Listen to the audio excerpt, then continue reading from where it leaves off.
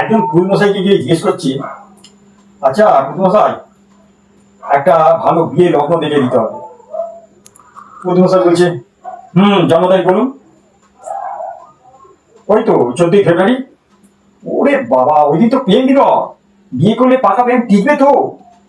আরে পুরুষ মশাই, ওই দিন তো আমার টিকিট বুকিং করা, এখন লগ্ন পাল্টালে পুনে পক্ষ টিকিট ক্যান্সেল করবে না তো?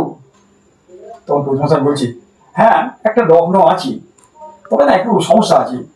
ওই দিন আপনার রাশিফলে শ্বশুরবাড়ি আঁকটু আসছে বেশি। বেশি মানে?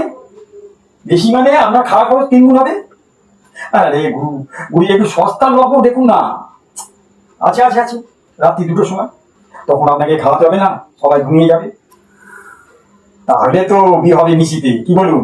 আর মধুচন্দ্রিমা হবে শ্বশুরবাড়ির ড্রয়িং রুমে।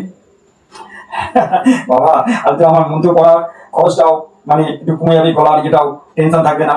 রাত্রি 2টোর সময় মন্ত্র পড়ে তো আমি ঘুমিয়ে পড়বো, কি বলেন?